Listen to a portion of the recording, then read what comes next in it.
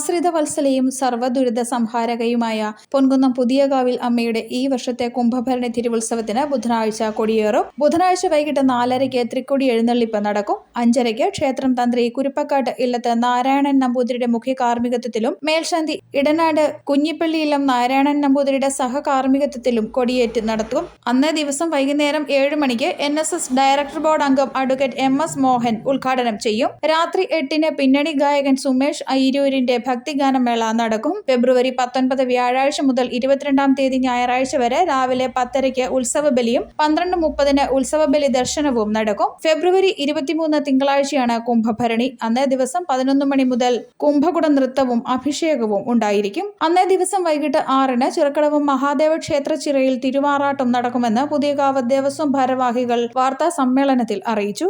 പുതിയ ദേവീക്ഷേത്രത്തെ സംബന്ധിച്ച് ക്ഷേത്ര ആചാരങ്ങൾക്ക് അനുചിതമായ പരിപാടികളാണ് നമ്മുടെ ക്ഷേത്രത്തിൽ നടത്തുന്നത്. കുറേ വർഷങ്ങളായി 2-3 പതിറ്റാണ്ടായി അങ്ങനെ നടത്തുന്നത്.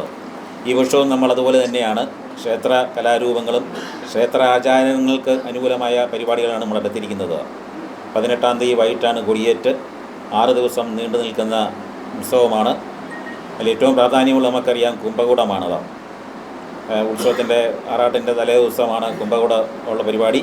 അതിന് ആറാട്ടിൻ്റെ അന്ന് തന്നെ അതുപോലെ തന്നെ 6 മേഖലയിൽ നിന്ന് തന്നെ ഈ വർഷവും കുംഭകൂടം വരുന്നുണ്ട്. അതിനുശേഷം നമ്മുടെ ആറാട്ട് പോകുന്നത് നമ്മുടെ ചിറക്കടവ് മഹാദേവ ക്ഷേത്രത്തിലാണ് പോകുന്നത്. തിരിച്ചു വരുന്നത് ഇതൊക്കെ എല്ലാവർക്കും അറിയാവുന്ന പോലെയാണ്. എല്ലാ അറേഞ്ച്മെൻറ്റ്സും നടത്തിയിട്ടുണ്ട്.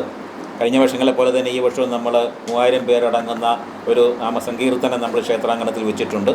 തിരുവുത്സവത്തോടനുബന്ധിച്ച് 19-ാം തീയതി ഗായകൻ ജിൻസ് ഗോപിനാഥ് അവതരിപ്പിക്കുന്ന ഭക്തിഗാനാമൃതവും 20-ന് രാത്രി 7-ന് ഗംഗാ ശശിധരനും സംഘവും അവതരിപ്പിക്കുന്ന ഗംഗാ തരംഗം വയലിൻ ഫ്യൂഷനും അരങ്ങേറും. വാർത്താ സമ്മേളനത്തിൽ advocate MS Mohan, PK Babukuttan Nair, Praveen R Nair, VR Radhakrishna Kaimal എന്നിവർ പങ്കെടുത്തു.